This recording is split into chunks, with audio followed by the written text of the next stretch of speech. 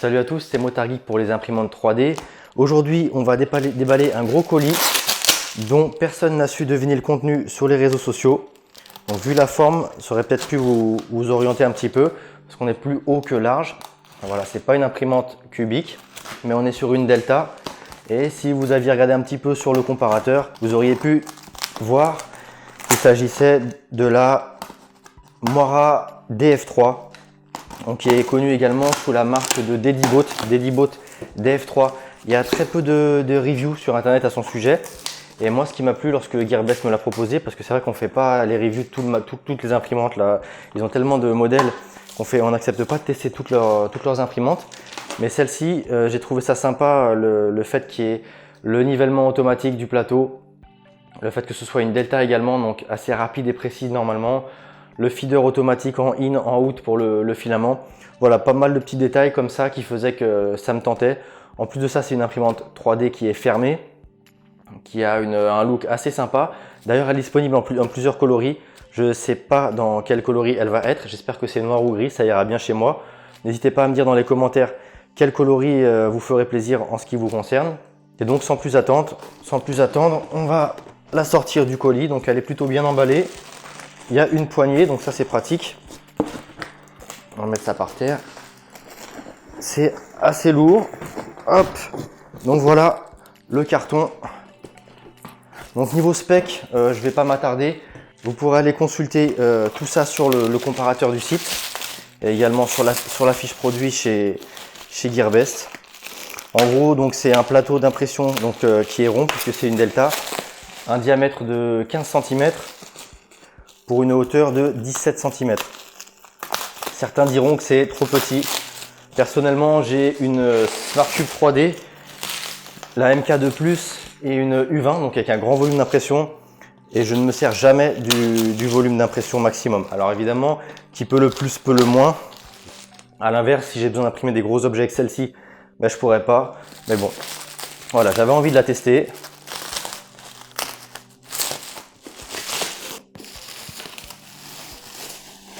Au sujet du test, on a eu quelques remarques assez désobligeantes sur le fait qu'on est un peu sponsorisé, vendu. Honnêtement, moi je fais beaucoup de reviews de beaucoup de produits sur le site de WearFPV.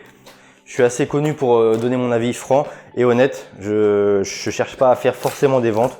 Donc je vais la tester et je vous dirai clairement ce que j'en pense. Et s'il y a des soucis ou quoi que ce soit, je vous les notifierai.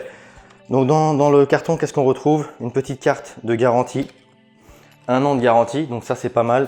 Même si pour le coup, les garanties sur les shops comme ça, chinois, Gearbest, Banggood, AliExpress et compagnie, c'est pas toujours facile. Une notice d'utilisation en anglais, donc ça c'est pas mal. Elle a pas l'air très longue. De toute façon, elle aussi, c'était un autre point qui m'a fait choisir cette imprimante là, c'est le fait qu'il y ait très peu d'options et qu'a priori, elle est presque plug and print. Il y a juste à mettre la carte SD et à lancer l'impression. Elle est autonome. On peut aussi l'utiliser avec un ordinateur ou un smartphone en Wi-Fi. Elle a un contrôleur Wi-Fi embarqué. Par contre, c'est un logiciel propriétaire. J'espère qu'une chose, c'est que je pourrai l'utiliser avec Simplify 3D. Au grand pire, je tranche, je mets le fichier STL sur la carte SD et c'est réglé. En parlant de carte SD, on a un adaptateur. Donc lecteur USB de différents formats de cartes. Il n'y a pas, là, je ne vois pas de carte fournie, peut-être ailleurs dans le kit. Cordon d'alimentation, alimentation externe, un petit bout de plastique, enfin de bobine, une bobine de PLA de 150 grammes, du PLA gris ou argenté. Ouais, il est labellisé Silver, PLA Silver. Donc comme elle est fermée, ils disent qu'elle peut imprimer également de l'ABS sans trop de soucis. Moi, ce que j'espère pouvoir imprimer avec pour l'usage dans le domaine du drone, c'est du TPU. Ensuite, on retrouve un cordon USB. Cordon USB assez long avec une ferrite. Donc ça, c'est plutôt pas mal, il a l'air de bonne qualité. Une petite spatule pour décoller les impressions. J'espère ne pas trop avoir à m'en servir. Parce que de ce que j'ai lu dans les specs, on a un plateau amovible et flexible de type Bultec. Donc normalement, ça devrait se décoller facilement. Ensuite, pour finir, on a 2 clés BTR et une autre petite clé qui ressemble aux accessoires qu'on a avec les téléphones portables pour enlever les cartes SIM. Voilà, je sais pas trop si on va le voir à la caméra. J'ai dû mettre la caméra assez loin parce que je suis assez grand, l'imprimante est assez grande. Je pouvais pas faire ça assis sur le canapé.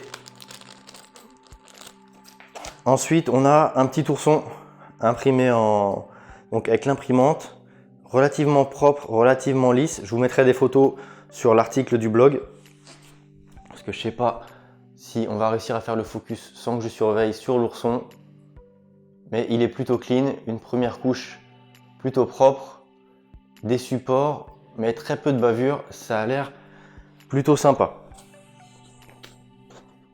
Donc c'en est tout pour cet étage et j'imagine qu'en dessous on va retrouver l'imprimante.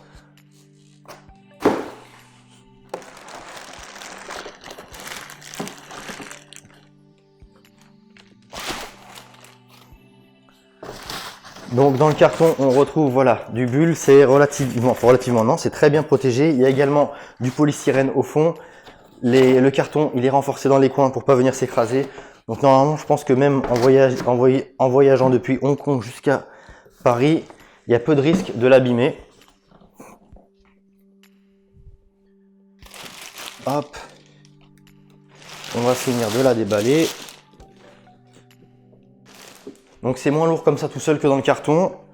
Pareil, le poids est dans les specs sur la fiche du comparateur. Sur le dessus, on retrouve le support de bobine avec une petite notice qui explique comment charger la bobine et insérer le filament en 4 étapes. Et c'est en anglais toujours par contre. Donc là, comme je vous le disais, on a l'imprimante fermée. Ça a l'air d'être du plexiglas. Elle est noire, donc plutôt discrète. Sur le devant ici, non, sur l'arrière, on retrouve donc une carte SD qui est fournie. Je ne sais pas si on peut voir la taille. Carte SD de 8 Go, micro SD.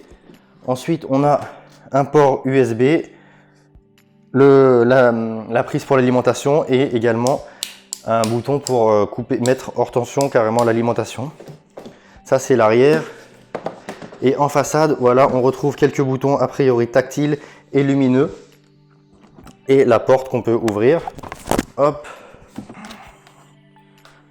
Donc dedans, c'est pareil, la buse, tout est protégé. Le plateau est en vrac. Et dessus, on a du blue tape.